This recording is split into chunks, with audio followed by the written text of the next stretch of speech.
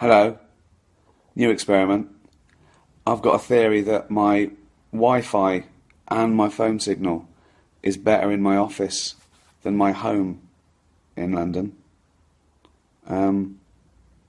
So I'm in my office. No cat, I'm afraid. You don't usually take a cat to the office, do you? I mean, some people take a dog to work, but you rarely get people taking their cat to work. So yeah, so I'm giving this another go. It seems to be working at the moment. People tuning in. Hi Ricky, says Sam Duggan.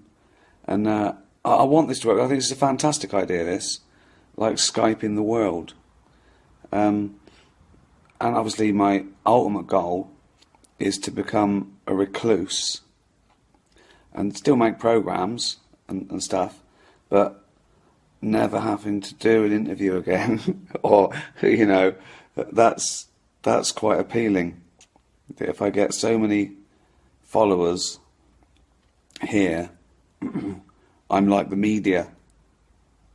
I don't have to do a press release. I just come online and say, it's on telly tonight, watch it. So that'd be good. And it's from the horse's mouth, so to speak. You still get taken out of context.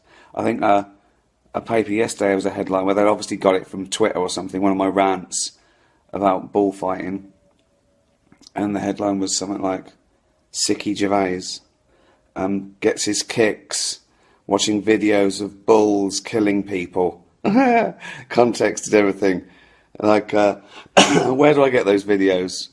I mean, they didn't even say it was a bullfight. It's just, where do you get videos of bulls killing people? Breaking into people's houses, just strangling them. Yeah, I love those sort of movies. I was going into dodgy video shops going, got any videos of bulls? Innocent people for no reason. I mean, the truth is, you know, I do prefer the bull to win. I've said very often, I'd rather you didn't fight a bull. But if you choose to torture an animal to death for fun, I hope it defends itself. And self-defense is no offence. Who wants to torture an animal to death for fun? And what fucking morons go and watch it? I'm going to torture this bull to death. It's going to be scared. I'm going to do it slowly with sticking stuff in it, so it's losing blood. It's terrified already. The crowd's shouting. It's disorientated. It just wants it to stop. It's done nothing wrong, this bull. The bull doesn't want to fight.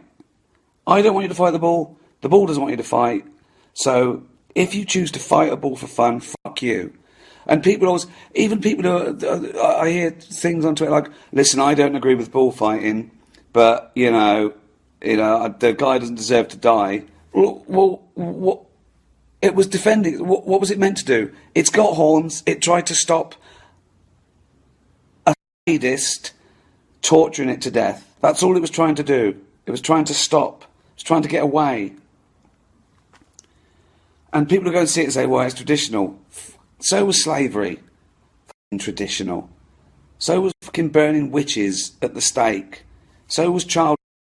We've moved on. Just because if something's terrible, you don't justify it by going, well, it is terrible, but we've done it for ages. Well, it's about fucking time you stop then.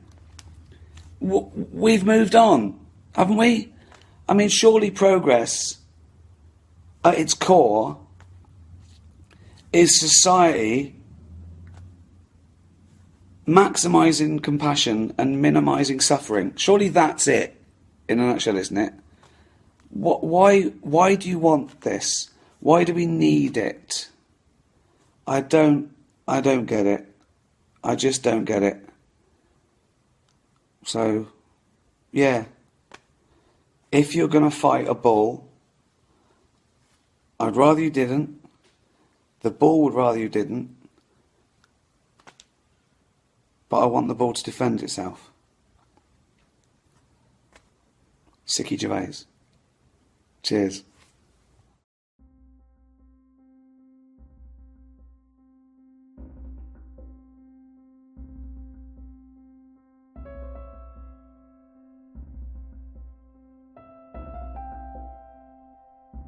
I'm sorry to say it, but I've known 12 prime ministers in my lifetime, and by a country mile, Boris Johnson is the worst. His natural instinct is not to be open, not to be transparent, not to be accountable, but narcissistically to think, what suits me? How can I extricate myself from this awkward situation? By what means can I arrogate blame somewhere else? This is way below the standard that the British public are entitled to expect. And when people say, well, isn't it important that we focus on the big issues rather than on wallpaper or the cost of a flat? I suppose the answer to that is this. If there isn't a basic level of trust in the most senior minister in the government, it's very difficult to operate a democratic polity at all. That's the problem. This guy stinks in the nostrils of decent people. So the Prime Minister didn't spot that he was at a social event. That's the excuse, isn't it? Come off it. I mean, how stupid does the Prime Minister think the British people are? The worst of it is, he's already managed to completely destroy Allegra Stratton's career. He's tarnished the reputation of Lord Geit, and now he's making fools of every single MP who cheered him earlier. Every single one who goes out on the radio and television to defend this shower of shenanigans. Would it not be absolutely despicable if, in the search for a scapegoat, some junior member of staff ends up losing their job, but he kept his? I'm grateful as ever, Mr. Speaker, to the right honourable gentleman. I think a former member of the Conservative Party, as I understand it.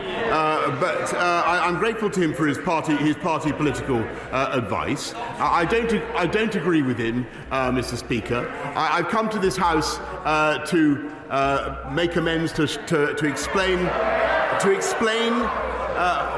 what happened on May the 20th and to apologise.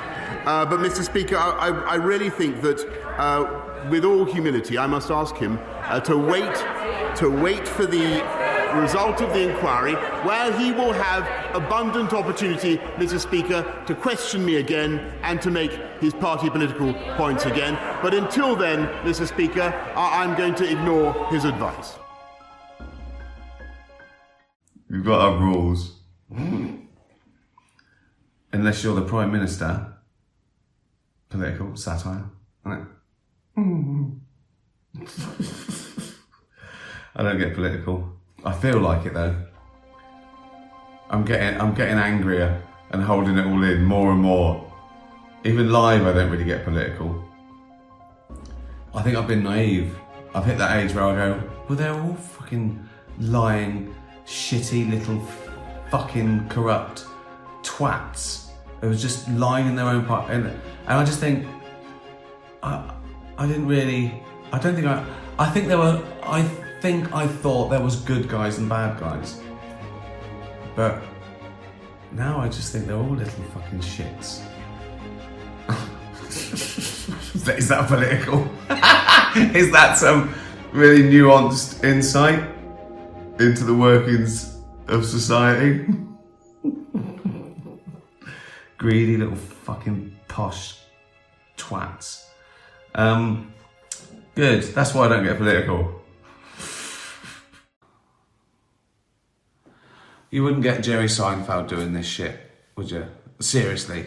I mean, and you're probably glad of that, because it is. It's pointless, isn't it? Well, it's not pointless, is it? Why? I don't know. Why do I do it? It's for some people. Some people might like this. So anyone who doesn't like it doesn't need to watch. So I'm doing no harm. So anyone who does like this, then I'm doing it for you and me a bit, I guess. I don't know. It's like, I'm on tour, obviously, you know about that. I'm also trying to make Dutch Barn a global brand, and I'm working on a new animation for Netflix, which by the time it's finished would have taken 2 years. So did Vienna, big arena in Vienna. That was the weather was lovely. 48 hours wandering around, and the gig was fantastic. It still blows my mind that I can play a country where English is their second language and 15,000 people come out and understand it. It's great in Europe as well. I think they treat comedy in general with a bit higher status than we do in England and America. Because I hear we're sort of like, we're clowns, aren't we? Sort of performing monkeys, most of us. But over there they sort of think, oh no, it's art, it's a one-man show. You get applause breaks. If you do anything sort of like, you know, a bit clever or just a really good joke or even a good setup, a good premise, a good observation, they really appreciate it as an art form. And I don't think I don't think stand-up is an art form. I've thought about this. I think it's a service. I think when people just get too bedded down with thinking, oh yeah, you've got to change the genre, you've got to be doing something, as opposed to making the people who paid 50 quid laugh. I think you get up yourself a bit. You've got to, and even I've changed a little bit. You know, I used to want for people who weren't there to like it, and now I just try and make sure those people get value for money and just be funny. You just want they've come to laugh for an hour and a bit. They haven't come there to go away and write with you going, yeah, he really pushed some boundaries there, made me think. That's great as a bonus, but you shouldn't. You can do both, but if you have to do one, choose them all laughing. Is my advice. And I always look sort of red and flushed and bloated and sweaty and hog-like. And I have had a bath, but I think I've got a bit of colour because it was so lovely and sunny in Vienna, and I've been for a long walk and a bike ride today and played tennis. I think this might be a little bit of tan on my fat, blotchy red skin, so not sure. Right, another question. Glenn, do you still get the same buzz from stand-up as you did from the first one? Also, which is your favourite tour so far? I do get the same buzz.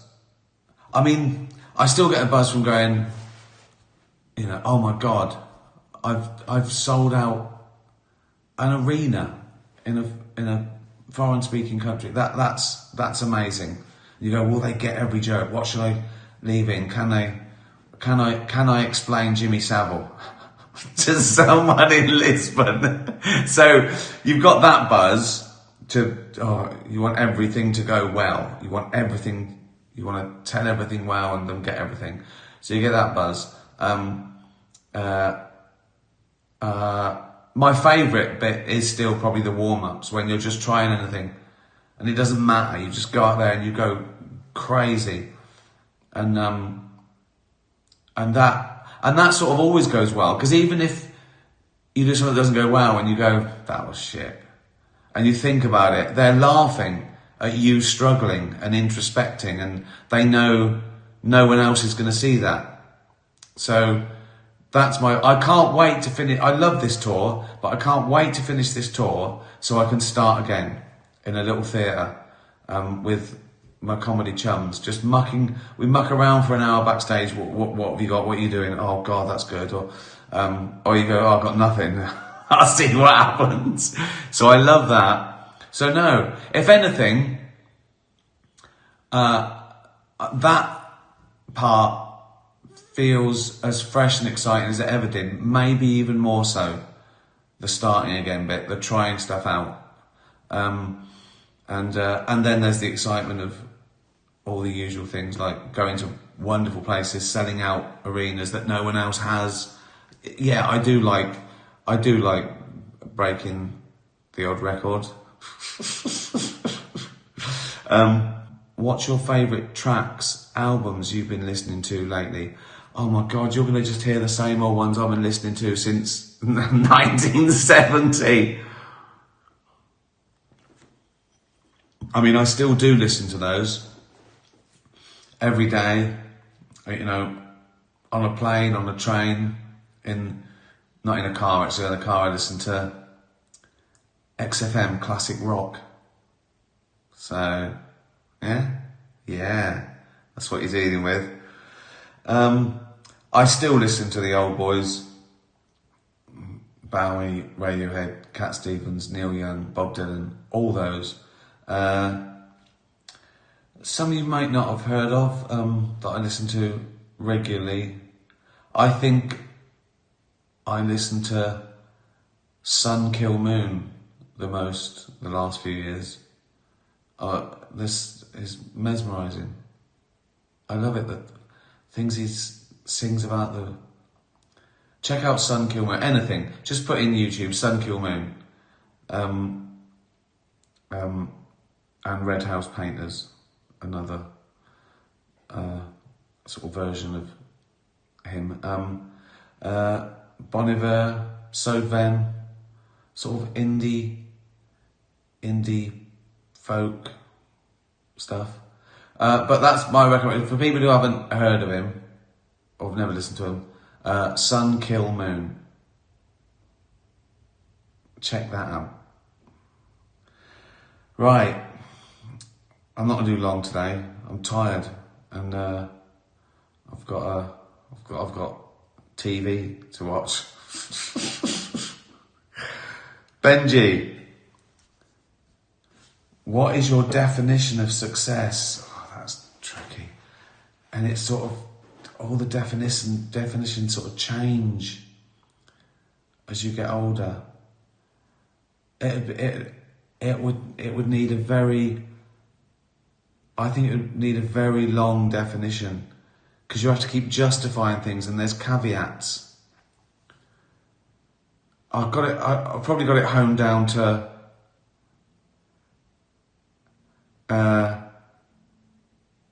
I assume you mean career as well, because of course you can have a successful life without, you call it, you know, but let's say it's linked to career.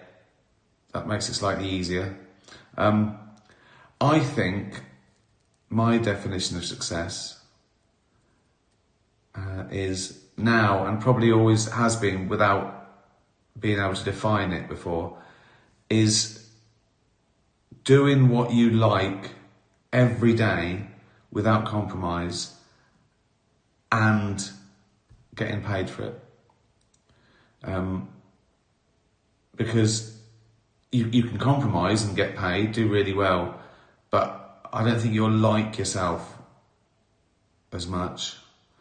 But you can treat it like a job. But for me, success is getting to a position where you can just do what you like, and it doesn't matter what the consequences are, whether it wins awards or whatever, but you've done exactly what you wanted, how you wanted, and you got paid for it. And the big trick is to keep doing that, obviously. You might be able to do that once and then go, oh, I wish I'd have sold out. But the trick is obviously longevity, because you want to keep doing what you want as long as you can. This isn't a definition, is it? This is a fucking ramble. Definition of success. To do what you love, how you want, and it pays the rent. Fucking hell. Oh, tough question that, Benji. Wasn't it? Yeah. Foxy agrees with me. His name's Fat Eric, by the way. Bobby King. What's your favourite joke from all your Golden Globe appearances? Right, one sprung to mind straight away. So that's probably two. I've got two, I think.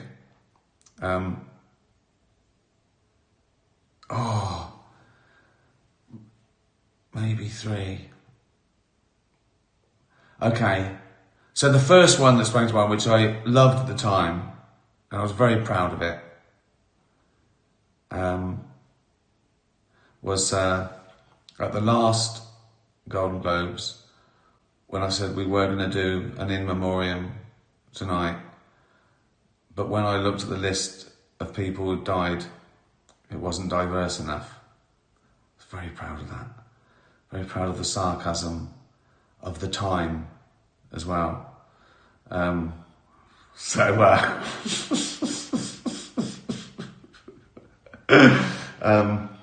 Caitlyn Jenner joke about she didn't do a lot for women drivers. That was sort of ground zero for that sort. When was that? That was the 2016 one, I think. I love doing the DiCaprio one to his face as well. By the time the film finished, his date was too old for him. And I've got an affection for the first Mel Gibson one. When I agreed to do that Golden Globes, I forget which one it was. Was it 2011, 12? It just happened with him being stopped drunk and having a rant. And I came up with that joke. I think it was the first thing I thought of to do. Now I like a drink as much as the next man, unless the next man is Mel Gibson. So yeah, one of those. Probably the in memoriam. Underrated gag, that. Even though I say so myself. Thanks very much. What's the worst technical difficulty you've experienced on stage? Have the lights ever gone out or a mic stopped working? It's that. Right, now this will sound pathetic, but I use one of them, right? And the reason I use one of them is because a lot of my stuff is actually visual, not in a Lee Evans type way. I mean, I sometimes act things out. I sometimes sort of like bring characters to life, like a conversation between Hitler and Nietzsche, or, you know, the personification of animals, acting out the polar bear, hunting with whatever. And you do that. So halfway round Armageddon, I forget where it was. Might have been Cardiff or Birmingham. My mic failed. And the second one failed. So I had to use a mic on a thing. And it was really stressful because I'm thinking there's a bit coming up where I'm, you know, wanking off a paedophile. And I thought, I've got to do that and that. So, well, and I've got to talk. So how can I... So you're thinking about this... That's very specific. That probably doesn't happen to a lot of comedians. Like they're going, coming up next, I've got to wank off a paedophile. So that was stressful because I had to think one step ahead of how can I do these things that I've been doing, but with a mic in my hand and the mic's got to be near my mouth. So that is the most stressful thing that's ever happened. There was once, might have been Humanity or Supernature. Before we went on, someone came to me and said, can we postpone it? It was about, 10 to 8 or something. I said, can we postpone you going on? And I said, why? I said, someone's been taken ill and they've called an ambulance. And I went, are they okay? I said, I don't know if they thought it was a heart attack or something. It was all right in the end. I checked. And I went, yeah, okay. And they said, And then they came and said, okay, actually, it's fine. They've moved him to somewhere so the audience can't see what's going on, so we could start. I went, are you sure it'll be all right? I went, yeah, it's fine. So I went on, and what they hadn't told me is the audience couldn't see him, but I could, because they were sort of treating him in the wings. So I'm doing all this stuff, and I could see some paramedics. It was fine. Yeah. I was just waiting for them to go clear. I go. So that was pretty stressful. But as I say, he was fine.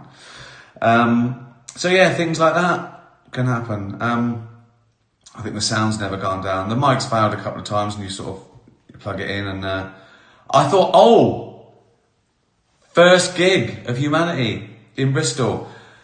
I don't know whether it was I'd eaten too quickly, or it was the first one, or I thought, I felt like I'm gonna have like palpitations, and head stroke, all this in your head, and I thought, but just keep going, it'll be all right. And I thought, don't be a fucking idiot. If you're having a heart attack, you could.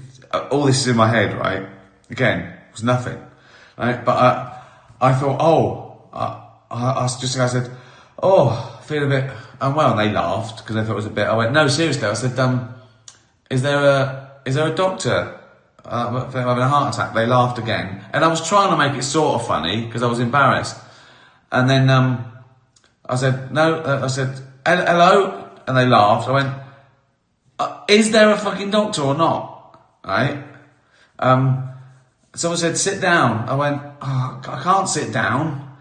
And then one of the stage managers brought on a stool. It was a pink stool, not even a chair, a pink fucking stool. I went, that looks fucking comfortable. They laughed. And then someone said, they're a doctor, right? And I went, are you a doctor? I went, oh, yeah. I went, what do you think it is? I went, well, I can't tell from here. I went, don't fucking get up. And I started feeling better. I carried on. So, lots of things can go down. I remember I did one once, there was no aircon, and it had a tin roof. I think it was next Fort in Jersey. And I played it in the heat wave. It was 32 degrees, the weather. So inside it was ridiculous. I can't even imagine what it would have been. About 120. That was tough. That was fucking tough. But you get through it, don't you? Dutch Barn are doing a Spirit of Comedy competition. We're trying to find the next big thing. The prize is £5,000, and you get to support me at Wembley Arena. Anyone can enter. There's 20 different heats in 20 different cities around the country, so you can enter and just do a minute, and we're holding it down, or go along and just watch and support new acts. Go to the website. I'll tweet it. I've tweeted some stuff already. DutchBarn.com. Have a look. Spirit of Comedy. What else? A Dutch Barn is in Canada and America. It's already in 100 those government liquor stores. What is it? What is it? LCBO in Ontario. So check it out, Canada, and we're gonna obviously spread hopefully. And it lands in New York and a few other sort of northeastern, Washington and New Jersey next week. So please, if you're in Ontario or New York, New Jersey next week, buy a bottle or just take a picture and tell me it's in it. It's here. Hope you like that. And I've just announced a brand new country I've never played before, Italy.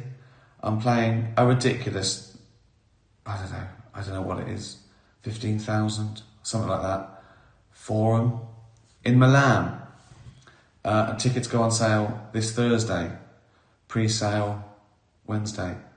So that's a lot of people in a non-English speaking country. But they come from all over in Europe. It's so great playing Europe. Because if you play like a Friday or Saturday, you're sort of playing the whole of Europe, because they drive 2 hours and from all over the place. So yeah, please come and see me in Milan. Make a weekend of it. Beautiful place. See me. Go home. Be nice to animals. Tatty bye. Say bye-bye, Foxy. Oh, fuck's sake. Fat thumbs. Oh, for fuck's sake. Say bye-bye. Potentially someone could perceive that as a hate crime. But there's a history teacher, Vanessa Brown, who has been searched, photographed and fingerprinted after taking her daughter's devices off them in an attempt to ensure they were not distracted from their studies. At the moment, we're seeing the police behave in what is close to completely irrational ways. And I think that comes from a really problematic trend within policing, which is to treat every report of a crime as though it requires the maximal use of police force. I'll just be on there reading the news like that. Be like that. Yeah. More stabbings. Inflation. Earthquake. Rape up there. Apparently during some conversations between yourself, apparently you have alleged, and we weren't here, so I don't know you said it, but you've alleged to say, speak English, or words to that effect? Speak clearly. Speak clearly. I don't know where you are in the world, but we've had a terrible year. I don't want to be that bloke that complains, but it's been shit. And people say, oh, it's good for the farmers. They need a bit of sunshine too, though, don't they? It's not, they don't just want 6 months of rain. What are they farming? Mould. I'm a mould farmer. I'm a farmer, apparently, sort of officially, because I own an orchard and a distillery, because a Dutch barn. In a war, I could say I can't fight. I've got to go and turn apples into ethanol. I don't know what war would ever want me now. Maybe 40 years ago.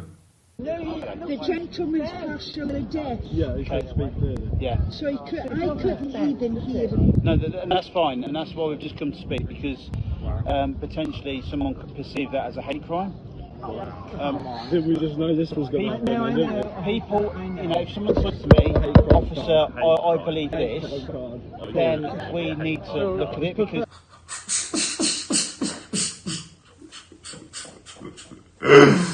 Oh, God. No, you under arrest. Get up! Oh, fuck you! Get up!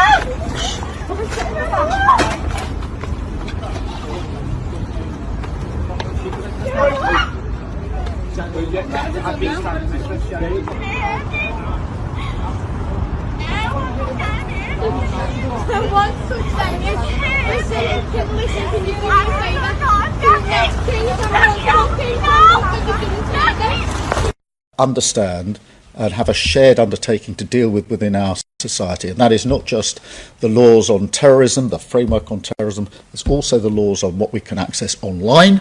We still have rules in place in this country about what you can see at a cinema, and yet online you can access no end of material. We have to ensure that we can rise to this new challenge, and that is what I'm determined to do.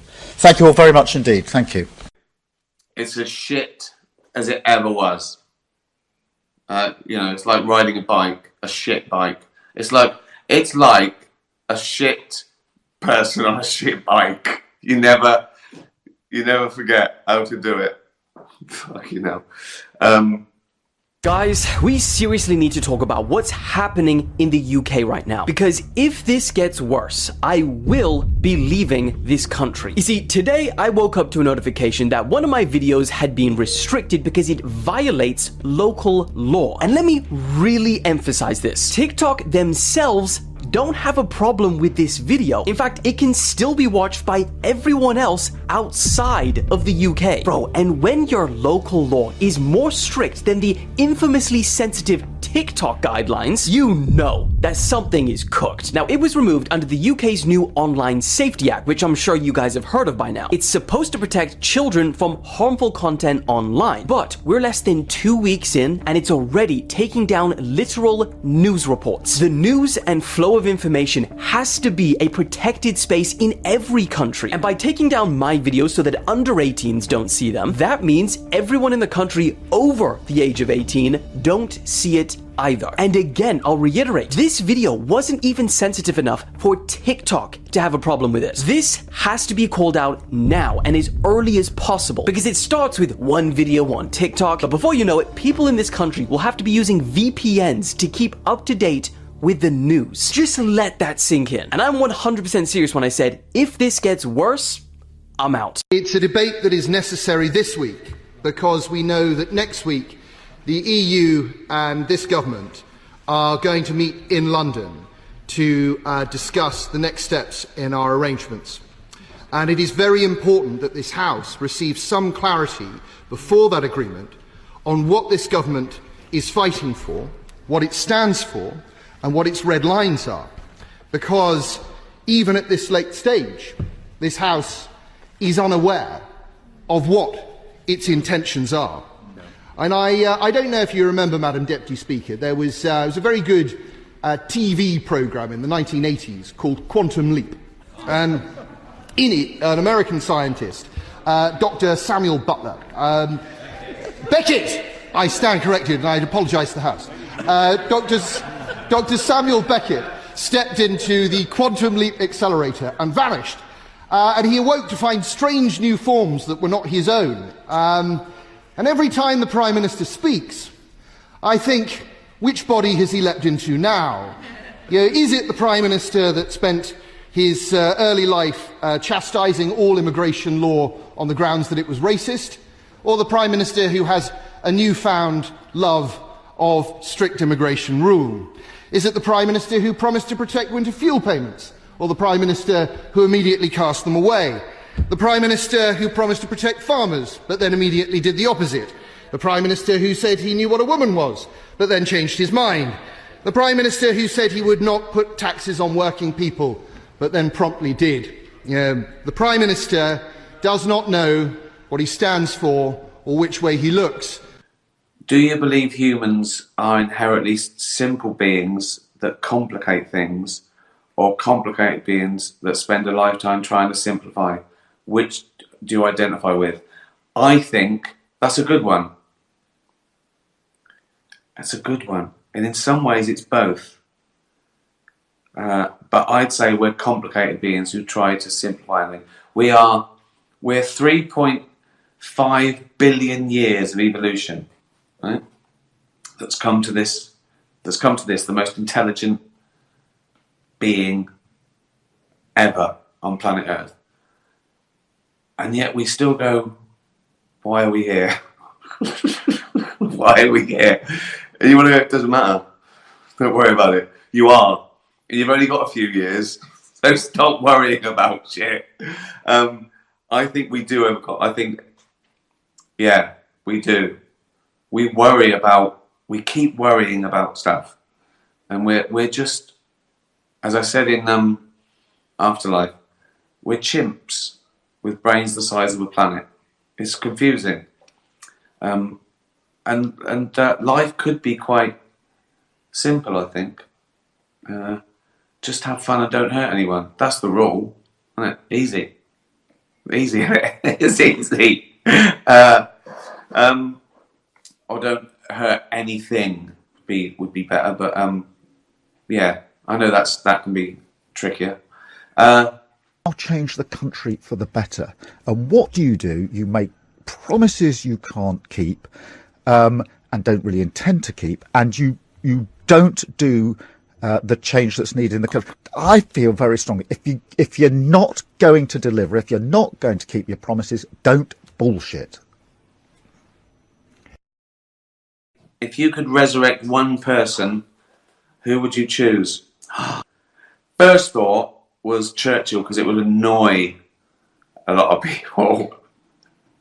But he'd probably annoy me as well. So, would that be worth it?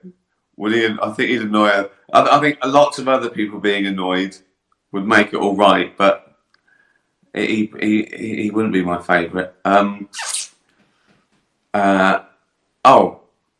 I've thought of this before. In the last few years of all the madness, politics and social justice and all that, and cancel culture and all that, I wished Christopher Hitchens was around, because he'd annoy all the right people and I'd agree with him. So yeah, Hitch. 14-year-old girl is assaulted by an Eritrean who'd arrived by boat 8 days before. So the answer is yes, I do understand the genuine upset and anger. And I'll bet you that most of the people outside that hotel in Epping weren't far right or far left or anything like that. They were just genuinely concerned families. Yes, we do think dynamic prison places overseas work, so if we can send some of our worst violent criminals overseas to serve their terms, then yes. And if that means that Ian Huntley goes to El Salvador, well, our attitude is so be it. We start this hour with breaking news from here at the BBC, actually. The BBC announcing that Gary Lineker will be leaving the corporation now, sooner than originally planned. It's understood that bosses considered his position untenable after he posted an image on social media that was considered to be anti-Semitic. It's the worst thing I've seen in my lifetime. I've seen so many images of children that, you know, I've got no skin in this game. You know, I'm not Muslim. I'm not Jewish. I'm not Israeli. I'm not Palestinian. So I see it, I think, purely from the outside, as from a neutral perspective. And I can't think of anything that I've seen worse in my lifetime. The constant images of children losing their lives day in, day out. Now they're talking about, you know, it already looks like it's happening, going into Rafah, where they've sent everybody down there. So, you know, I don't think you can be, you know, it's not anti-Semitic to say that what Israel is doing is wrong. And I just can't see how everybody doesn't see it that way now. I cry on a regular basis when I see certain images on social media. Last week, he reshared a post on social media which referred to Zionism and also which included an image of a rat. Now, the rodent has historically been used as an anti-Semitic insult. He quickly deleted the post and later apologised, saying he hadn't realised the significance of that and he would never knowingly post anything anti-Semitic. I hate interviews. I don't try not to do press because I've got an ulterior motive. It's always about them. This is Miss Rachel, hanging out with her new friend Rahaf. Miss Rachel is like YouTube's Mr. Rogers, with millions of subscribers and billions of views. Can you nod yes? And Rahaf is a 3-year-old double amputee from Gaza. She lost her legs when her home was bombed, and months later was medically evacuated to the U.S. إحنا رايحين على أمريكا عشان نكمل العلاج. Miss Rachel saw a video of the little girl, now living with her mom and a host family in Missouri, watching her show. She's just so precious. Hopping like a bunny, and you know, she was kind of hopping on the couch. And arranged to have Rahaf come visit her in New York. You want people to think that you were honest and kind and all the obvious virtues, don't you? Well, I'd like people to remember me as a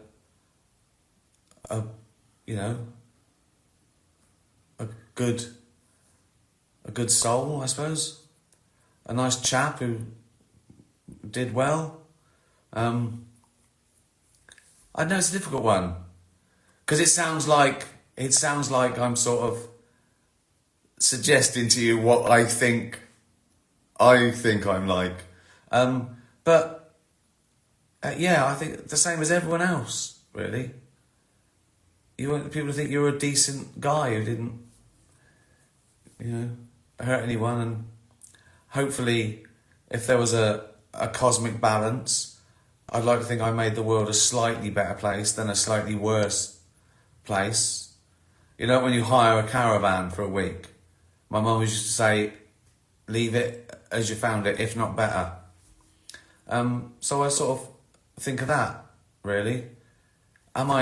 Did I do slightly more good than bad? Although, problem with that is, you got serial killers who did a lot for charity.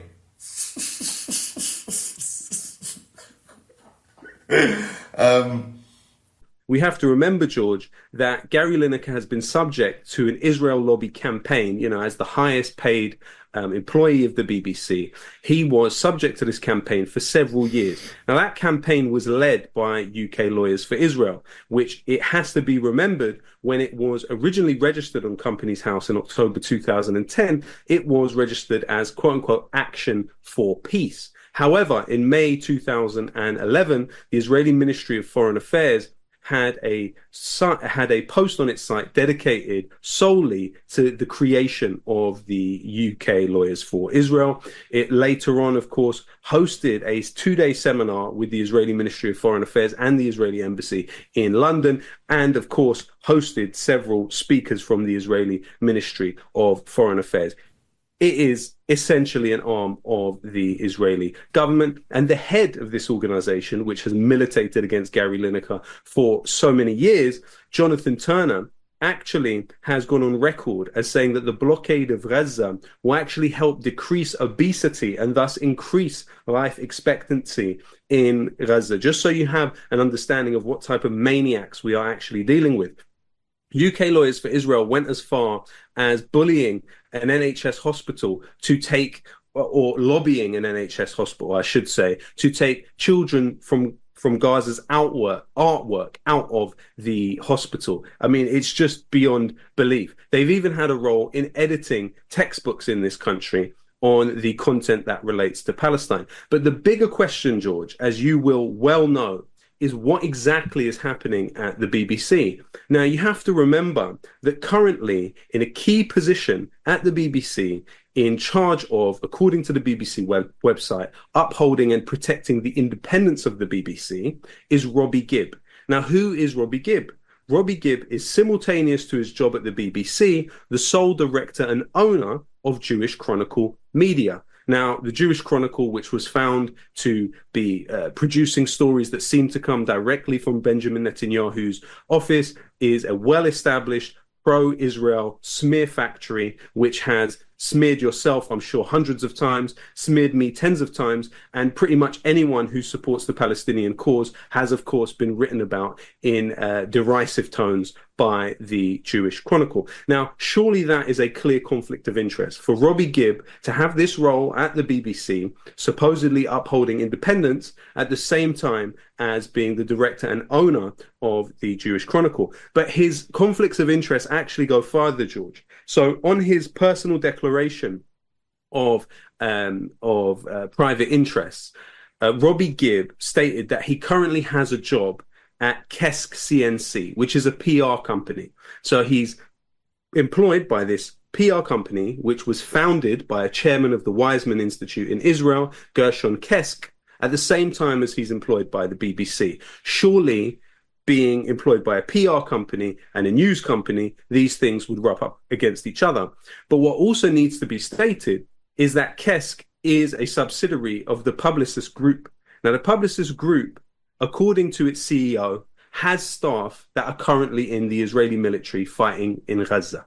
Again, a massive conflict of interest. Also, Gibb has a paid role at JL Partners, which was founded by James Johnson, a pollster for Theresa May, and Tom Lubbock, a former pollster for the Conservative Party under Boris Johnson. But then you get to the question of the BBC's online Middle East editor, the very individual behind those headlines, which essentially put Palestinian deaths at the hands of Israeli soldiers in the passive voice and worked to sort of invisibilize the Israeli bombs that fall on Palestinians. Well, who is that? That is Rafi Berg. Now, Rafi Berg is somebody that collaborated with Israeli intelligence personnel in order to write a book about them, and then was so happy with Benjamin Netanyahu's response that he framed the letter from Benjamin Netanyahu and put it on his wall. And that's right next to a framed picture of himself with the Israeli ambassador to the UK at the time,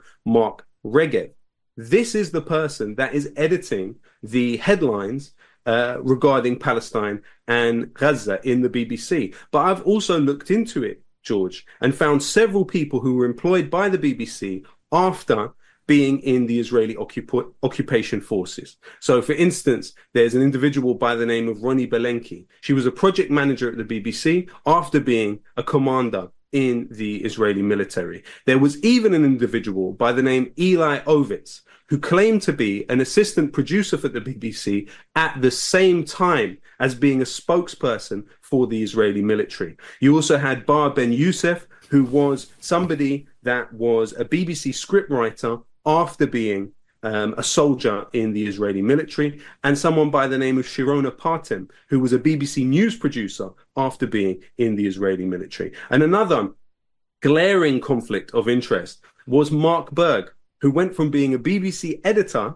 to then going and being director of BICOM, Israel's largest lobby group in this country. And guess what he did after several years working as director of BICOM? He went back to the BBC and worked on the show Hard Talk, for example, and other key BBC shows. So really what we're talking about here, George, is what happened to Gary Lineker being a symptom of corporation capture. We are seeing clearly that Israel has pro-Israel forces deeply embedded within the BBC, who will be working lock in step with the Israel lobby outside of the BBC to engineer something like what has happened to Gary Lineker.